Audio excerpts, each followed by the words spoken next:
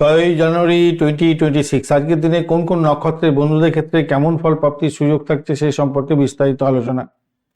অনুরাধা, উত্তর ভাদ্রপদ এবং পুষ্যা নক্ষত্রের বন্ধুরা অতি ভালো ফল পেতে যাচ্ছেন।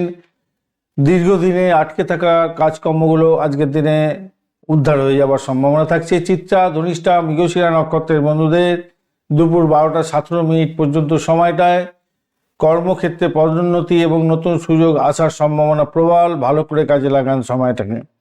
বিশাখা, পূর্ব ভাদ্রপদ এবং পুনর্বসু নক্ষত্রের বন্ধুদের ক্ষেত্রে আর্থিক লেনদেনে অনুকূল জায়গা তৈরি হতে যাচ্ছে, ভালো ফল পাবেন। হস্তা, শ্রবণা এবং রোহিণী নক্ষত্রের বন্ধুদের দুপুরের পরে আপনাদের শান্তি পারিবারিক ক্ষেত্রে থাকছে এবং স্থায়িত্ব আসার একটা সুযোগ থাকছে।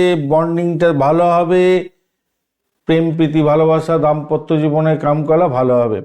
মধ্যম প্রকৃতির পেতে যাচ্ছেন অশ্বিনী, মঘা এবং মূলা নক্ষত্রের বন্ধু। আপনাদের মানসিক উত্তেজনা বাড়লেও রাজকীয় কাজে এবং সরকারি কাজে মান সম্মান বৃদ্ধি পাওয়ার সম্ভাবনা থাকছে। পূর্ব ফাল্গুনী, পূর্বাষাঢ়া এবং ভরণী নক্ষত্রের বন্ধুদের ক্ষেত্রে অর্থ উপার্জনের নতুন পথ খুলে যাওয়ার সম্ভাবনা থাকছে। সতর্ক থাকতে হবে আজকের দিনে আদ্রা, সাথী এবং শতবিশা নক্ষত্রকে দুর্ঘটনার মতো পরিস্থিতি যাতে না পড়েন, অপমান অপদস্থ যাতে না হন, খেয়াল রেখে চলতে হবে। দুপুরের পরে পরিস্থিতি স্বাভাবিক হবে।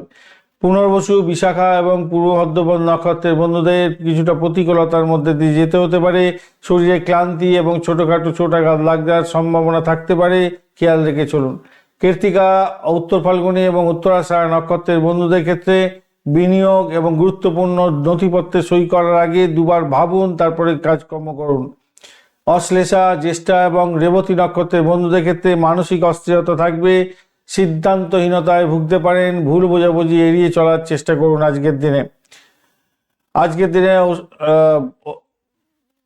আর তো নেই, আর মোটামুটি সবই হলো। বৃষ্টিকরণ যেহেতু থাকছে সকাল 8টা 11 পর্যন্ত শুভ কাজ একদম নিষেধ বন্ধু, মাথায় রাখবেন, করতে যাবেন না, তাহলে খারাপ হতে পারে। ধন্যবাদ বন্ধু, ভিডিওটি দেখার জন্য। লাইক, শেয়ার, কমেন্ট অবশ্যই করবেন। এই ধরনের ভিডিও পেতে অবশ্যই চ্যানেলটি সাবস্ক্রাইব করে রাখবেন বন্ধু। সঙ্গে থাকুন, ভালো থাকুন।